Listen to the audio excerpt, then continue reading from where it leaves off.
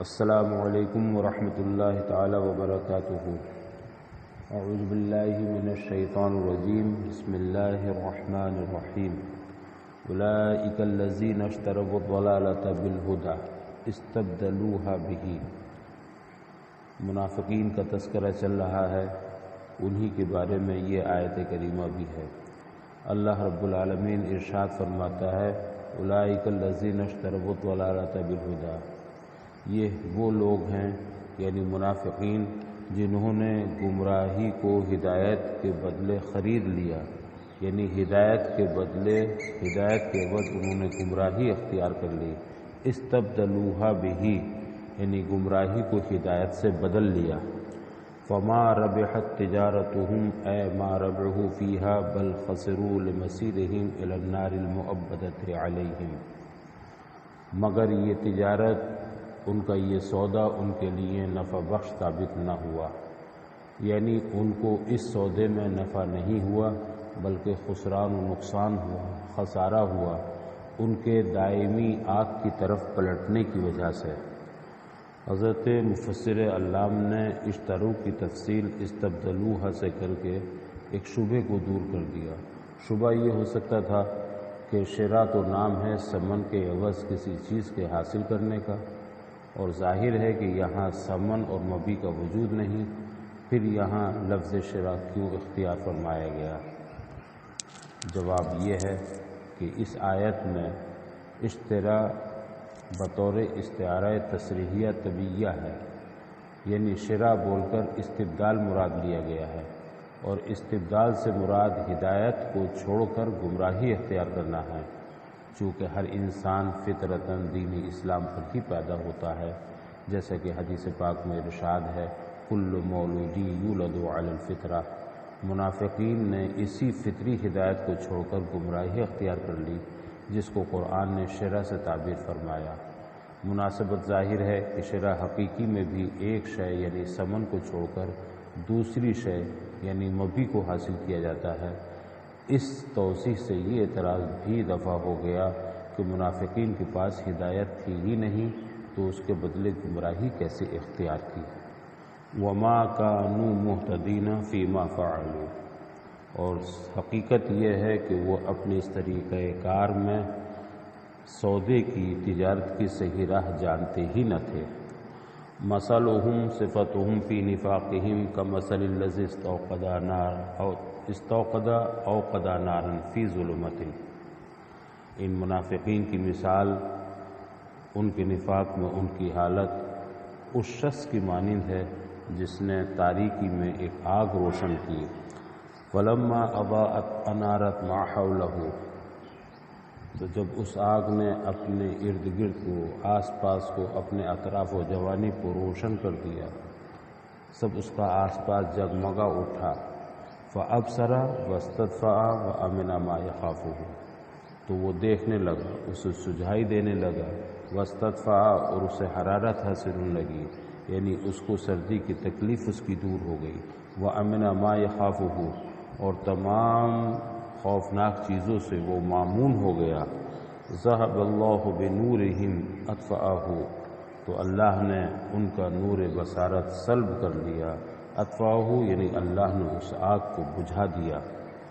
خیال رہے یہاں اضاءت کی تفسیر انارت سے اس لیے فرمائی کہ اضاءت میں لازم اور متعدی دونوں کا احتمال ہے، مگر یہاں یہ متعدی ہے، اور معنی یہ ہے کہ جب کہ خوب چمکا دیا اس آگ نے آس پاس کی جگہ کو، اور لازم ہونے کی صورت میں معنی یوں ہوتا کہ جب چمک گئی ارد گرد کی جگہ، آس پاس کی جگہ، اور ظاہر ہے کہ آس پاس کی جگہ از خود نہیں چمک سکتی بلکہ آگ کی تیز روشنی نے اسے چمکایا ہے۔ نیز متعدی ہونے کی صورت میں اس کا فاعل ہیا ضمیر راجع بسوئے نار ہوگی، جبکہ لازم ماننے کی صورت میں ما حولہ فاعل بنے گا، اور پھر فعل فاعل میں مطابقت کے لیے ما سے مواضع و اماکن مراد لینے کی تعویل کی ضرورت پڑے گی۔ لہذا حضرت مفسر علام نے واضح کر دیا کہ یہاں اضاءت انارت کے معنی میں متعدی ہے، لازم نہیں۔ وجمع الضمیر مراعاً لمعنی الذی، اور بنورہم کی ہم ضمیر جمع یہ الذی کے معنی کی رعایت کی وجہ سے ہے۔ اس تفسیری عبارت سے بھی حضرت مفسر بتانا چاہتے ہیں کہ کمثل الذی استوقدہ میں استوقدہ کی جو ضمیر ہوا ہے یہ بھی الذی کی طرف لوٹ رہی ہے، اس موصول کی طرف، اور آگے ذہب اللہ بنورہم میں جو ہم ضمیر ہے اس کا مرجع بھی الذی ہی ہے۔ تو معلوم ہونا چاہیے کہ الذی کی دو حیثیتیں ہیں، ایک لفظی اور ایک معنوی۔ لفظی حیثیت اس کی واحد کی ہے اور معنوی حیثیت اس کی جمع کی ہے، لہذا جب استوقدہ کی ہوا ضمیر اس کی طرف لوٹی تو وہ لفظی حیثیت کے اعتبار سے، اور جب نورہم کی ہم ضمیر الذی کی طرف لوٹ رہی ہے تو وہ معنی الذی کے اعتبار سے ہے۔ وَتَرَكَهُمْ فِي ظُلُمَاتٍ لَا يُبْصِرُونَ، اللہ نے ان کا نور بصارت سلب کر لیا اور انہیں تاریکیوں میں چھوڑ دیا، اس حال میں کہ اب ان کا آس پاس انہیں کچھ نظر ہی نہیں آتا، راستے سے متعلق وہ حیران اور خوف زدہ ہیں۔ فَكَذَلِكَ هَؤُلَاءِ آمَنُوا بِإِظْهَارِ کلمۃ الایمان، تو یہی حال ان منافقین کا ہے کہ یہ کلمہ ایمان ظاہر کر کے مامون تو ہو گئے، زبانی ایمان تو لے آئے، فَإِذَا مَاتُوا جَاءَهُمُ الْخَوْفُ وَالْعَذَابُ، مگر جب مریں گے تو انہیں خوف و عذاب کا سامنا ہوگا، ان پر خوف و عذاب مسلط ہو جائے گا۔ ہم صم عن الحق فلا يسمعونه سماع قبول، یہ سماع حق سے بہرے ہیں جس کی وجہ سے اسے قبول کرنے کے ارادے سے نہیں سنتے۔ بکم قرص عن الخیر فلا یقولونہ، اور کلمہ خیر کہنے سے گونگے ہیں کہ اس کو زبان سے نہیں نکالتے۔ عمی عن طریق الہدی فلا یرونہ، اندھے ہیں راہ حق دیکھنے سے کہ اسے نہیں دیکھتے۔ فہم لا یرجعون عن الضلالہ، لہذا یہ لوگ گمراہی سے باز آنے والے نہیں۔ او مثلہم کصیب من السماء، یا ان کی مثال ایسی ہے جیسے آسمان سے زور کی بارش ہو رہی ہو۔ خیال ہے حضرت مصنف نے، حضرت مفسر علام نے او کے بعد مثلہم کی اضافے سے اس بات کی طرف اشارہ فرمایا کہ کصیبن کا عطف کا مثل الذی پر ہی ہے، لہذا یہاں بھی مبتدا مثلہم ملحوظ رہے گا۔ یہ بھی معلوم رہے کہ او اگرچہ متعدد معانی کے لیے آتا ہے مگر یہاں تسویہ بین الشیئین کے لیے ہے، یعنی دونوں مثالیں منافقین پر منطبق ہو رہی ہیں۔ اور کصیبن کے بعد کا صحابے سے اس بات کی طرف اشارہ کیا کہ یہاں سیب بمعنی مطر یعنی بارش ہے، جس کا مضاف محذوف ہے۔ وہ اصلہ سے بتایا کہ سیب اصل میں سیبن تھا جو صابہ یسوبو سے بنا ہے، جس کا معنی ہے اترنا۔ صابہ یسوبو سے سیبن تھا، واو اور یا ایک کلمے میں اکٹھے ہوئے اور ان میں کا پہلا ساکن تھا، لہذا سید کے قاعدے سے واو کو یا سے بدل دیا، دو حرف ایک جنس کے جمع ہوئے، یعنی یا ایک کو دوسرے میں ادغام کر دیا، سید کی طرح سیب ہو گیا۔ حضرات مفسرین نے اس آیت کے شان نزول میں لکھا ہے کہ منافقوں میں سے دو شخص حضور سید عالم صلی اللہ تعالی علیہ وسلم کے پاس سے مشرکین کی طرف بھاگے۔ راستے میں بارش آ گئی جس کا ذکر اس آیت میں ہو رہا ہے۔ اس بارش میں سخت گرج تھی، چمک تھی۔ ان کا یہ حال ہوا کہ جب گرج ہوتی تو کانوں میں انگلیاں ٹھوس لیتے کہ کہیں اس سے ہمارے کان نہ پھٹ جائیں، اور جب چمک ہوتی تو چلنے لگتے، جب اندھیری چھا جاتی تو ٹھہر جاتے، آپس میں کہنے لگے کہ شاید یہ اس گناہ سے ہم پر مصیبت آئی ہے جو ہم بارگاہ رسالت سے آ رہے ہیں، خدا خیر سے سویرا کر دے تو ہم حضور کی خدمت میں واپس جا کر ان کے ہاتھ میں ہاتھ دے دیں گے۔ رب نے ان پر فضل فرمایا، اس مصیبت سے انہیں نجات دی تو انہوں نے ایسا ہی کیا کہ وہ بارگاہ رسالت میں حاضر ہوئے اور سچے مسلمان بن گئے اور پھر اسلام پر ہمیشہ قائم رہے۔ اس موقع پر یہ آیت کریمہ اتری۔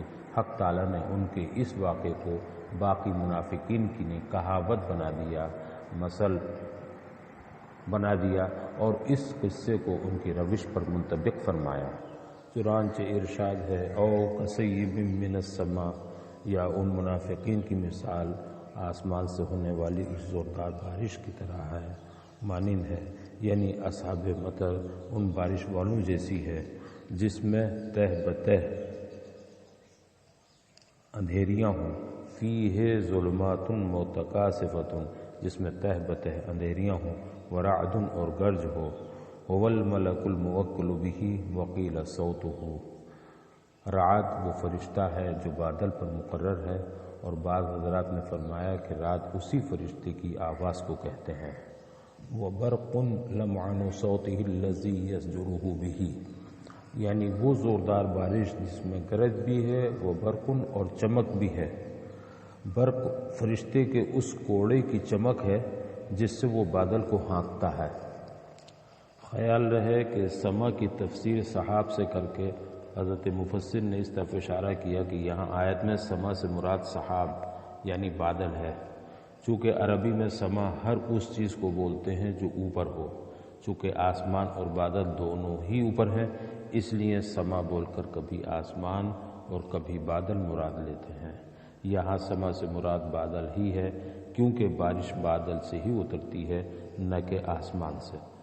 یوں ہی رعد کی تفسیر هو الملک الموکل بہ سے، اور برق کی تفسیر لمعان صوتہ الذی یزجر بہ سے جو مفسر نے کی ہے، وہ ایک حدیث مرفوع سے ماخوذ ہے۔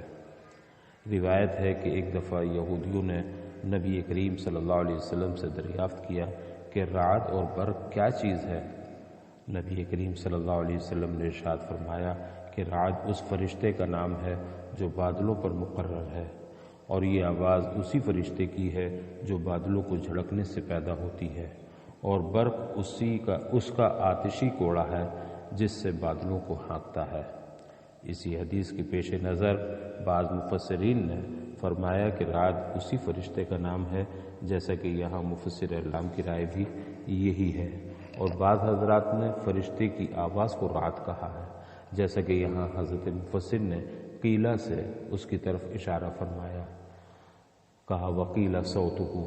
اسی طرح برق کے متعلق بعض مفسرین نے فرمایا کہ یہ اسی فرشتے کا کوڑا ہے، جیسا کہ مذکورہ حدیث سے ظاہر ہے، اور بعض نے فرمایا کہ اس فرشتے کے کوڑے کی چمک ہے، جیسا کہ یہاں خود حضرت مفسر نے بھی ذکر کیا ہے، لمعان صوتہ الذی یزجر بہ کہہ کر کے۔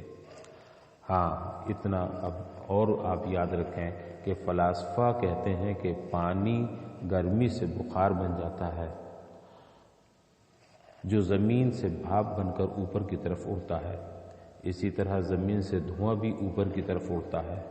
یہ زمین کا دھواں جب ہوا کی حرکت سے آگے بڑھ کر قرائے آگ تک پہنچتا ہے اور وہاں جا کر روشن ہو جاتا ہے تو کبھی چند روز تک روشن رہتا ہے اور دم دار ستارے اور نیزے کی شکل میں نمودار ہوتا ہے، اور کبھی روشن ہو کر جلد بجھ جاتا ہے جس کو شہاب کہتے ہیں، یعنی تارا ٹوٹنا، اور کبھی روشن نہیں ہوتا بلکہ جل جاتا ہے اور آسمان کی سرخی یا سیاہی بن کر نظر آنے لگتا ہے۔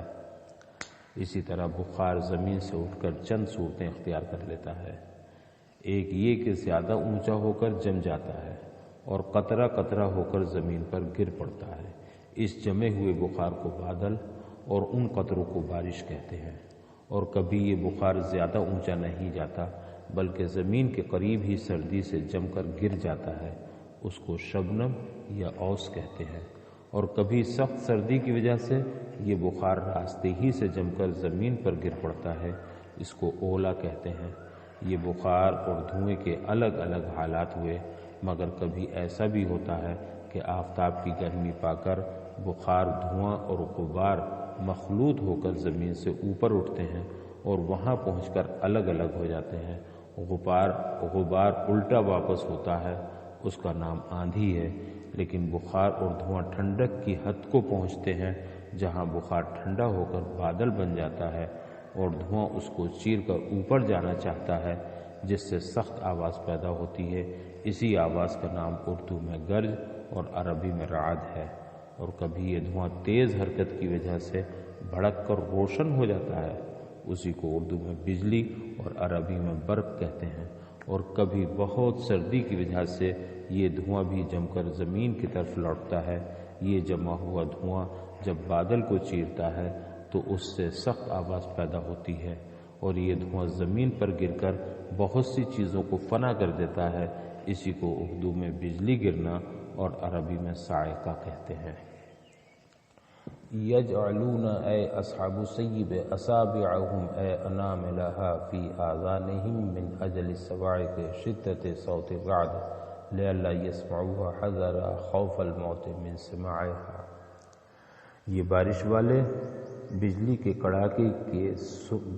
کڑاکے سن کر موت کے خوف سے اپنی انگلیاں اپنے کانوں میں ٹھوس لیتے ہیں، یعنی کڑاکے کی آواز کی شدت کی وجہ سے، تاکہ اس کو نہ سن سکیں۔ کذالک ہؤلاء اذا نزل القرآن وفیہ ذکر الکفر المشبہ بالظلمات۔ یہی کیفیت ان لوگوں کی ہے کہ جب قرآن نازل ہوتا ہے اور اس میں کفر کا ذکر ہے جو ظلمتوں کے مشابہ ہے، والوعید علیہ المشبہ بالرعد، اور کفر پر وعید ہے جو رعد کے مشابہ ہے، والحجج البینۃ المشبہ بالبرق، اور واضح دلائل ہیں جو برق کے مشابہ ہیں، یصدون آذانہم لئلا یسمعوہ فیمیلوا الی الایمان وترک دینہم وہو عندہم الموت۔ تو یہ اپنے کانوں کو بند کر لیتے ہیں تاکہ اس کو نہ سن سکیں، کہیں ایسا نہ ہو کہ اپنے دین کو ترک کر کے ایمان کی طرف مائل ہو جائیں، اور یہی ان کے نزدیک موت ہے۔ واللہ محیط بالکافرین علم وقدرۃ فلا یفوتونہ، اور اللہ تعالیٰ ان منکرین حق کو اپنی علم و قدرت کے احاطے میں گھیرے ہوئے ہے، لہذا یہ اس کے بچ کر نہیں جا سکتے۔ یکاد یقرب البرق یخطف ابصارہم یاخذوها بسرعۃ، برق کی حالت یہ ہے کہ ایسا معلوم ہوتا ہے کہ وہ ان کی بصارت ابھی اچک لے گی۔ کلما اضاء لهم مشوا فیہ اے فی ضوئہ، جہاں ذرا کچھ روشنی چمکی تو اس کی روشنی میں کچھ چل لیتے ہیں۔ وَإِذَا أَظْلَمَ عَلَيْهِمْ قَامُوا وَقَفُوا، اور جب ان پر اندھیرا چھا جاتا ہے تو ٹھہر جاتے ہیں۔ تمثیل لإزعاج ما فی القرآن من الحجج قلوبهم وتصدیقهم بما سمعوا فیہ مما یحبون ووقوفهم عما یکرہون، اور یہ سب یعنی گرج اور چمک سے ان کا خوف زدہ ہونا، نمبر 2 روشنی ہونے پر چلنا، نمبر 3 اندھیرا ہونے پر ٹھہر جانا، الگ ترتیب یہ تمثیل ہے اس تحریک کی جو قرآنی دلائل کی وجہ سے ان کے دلوں میں پیدا ہوتی ہے، اور تمثیل ہے ان کی اس پسندیدہ چیز کی تصدیق کی جس کو وہ قرآن میں سنتے ہیں، اور تمثیل ہے اس کی جس کو ناپسند کرتے ہیں اس سے رک جاتے ہیں۔ وَلَوْ شَاءَ اللَّهُ لَذَهَبَ بِسَمْعِهِمْ بِمَعْنَى أَسْمَاعِهِمْ وَأَبْصَارِهِمْ الظَّاهِرَةِ كَمَا ذَهَبَ بِالْبَاطِنَةِ، اور اگر اللہ چاہتا تو ان کے کانوں کو اور ان کی ظاہری بصارت کو بالکلیہ سلب کر لیتا، جیسے کہ ان کی باطنی بصیرت کو سلب کر لیا۔ ان اللہ کان علی کل شیء شاءہ قدیر ومنہ اذھاب ما ذکر، بے شک اللہ ہر ممکن چیز پر جس کا ارادہ فرما لے قادر ہے، اور من جملہ ان مذکورہ چیزوں کے سلب کرنا بھی ہے، یعنی اسی قدرت میں مذکورہ چیزوں کا سلب کرنا بھی داخل ہے۔ حضرات طلباء، حضرت مفسر علامہ نے شیئین کے بعد شاہو کا اضافہ کر کے ایک امر خاص کی طرف توجہ دلانا چاہا ہے۔ حاصل اس کا یہ ہے کہ شے کا لغوی معنی ہے چاہنا، اور اس کی تفسیر شاہو سے کر کے یہ اشارہ کیا کہ مصدر اس میں مفعول کے معنی میں ہے، تو شے سے مراد ہر وہ چیز ہے جس کا تعلق چاہنے سے ہو۔ واضح ہو کہ شے کا معنی چیز بھی ہوتا ہے، تو اس آیت کا ترجمہ ہوگا بے شک اللہ تعالی ہر چیز پر قادر ہے، اور چیز اسے کہتے ہیں جو موجود ہو۔ لہذا یہاں ایک اشکال یہ پیدا ہو سکتا ہے کہ اللہ تعالیٰ بھی موجود ہے، لہذا اس کی ذات اور صفات بھی تحت قدرت ہوں گی، حالانکہ ذات اور صفات میں تغیر حدوث کو مستلزم ہے، جو اللہ تعالیٰ کے لیے عیب ہے۔ حضرت مفسر علامہ قدس سرہ نے شاہ کہہ کر اسی اشکال کو دفع کیا ہے اور واضح کیا کہ یہاں شے مصدر اس میں مفعول کے معنی میں ہے، لہذا آیت کا معنی ہوگا کہ اللہ تعالیٰ ہر اس چیز پر قادر ہے جو اس کے چاہنے اور ارادے میں آ سکے، اور وہ چیزیں صرف ممکنات ہیں، کیونکہ واجب اور محال خدا کے ارادے میں نہیں آ سکتے، لہذا وہ تحت قدرت بھی نہیں ہے۔ اور چونکہ اللہ تعالیٰ کی ذات اور اس کی صفات واجب ہیں، اس لیے اللہ تعالیٰ اپنی ذات اور صفات پر قادر نہیں۔ اب چونکہ محالات اور واجبات سے ارادہ باری تعالیٰ متعلق ہی نہیں ہوتا، لہذا اس پر عدم قدرت سے ہرگز نقص اور عاجزی لازم نہیں ہے۔ نقص اور بے بسی اس صورت میں لازم آتی جبکہ ارادہ متعلق ہوتا اور حسب ارادہ نہ کر پاتا یا نہ ہوتا۔ لہذا اس کا ترجمہ یہی کیا جائے ان اللہ علی کل شیء قدیر، اللہ تعالی ہر ممکن شے پر قادر ہے۔ السلام علیکم ورحمۃ اللہ۔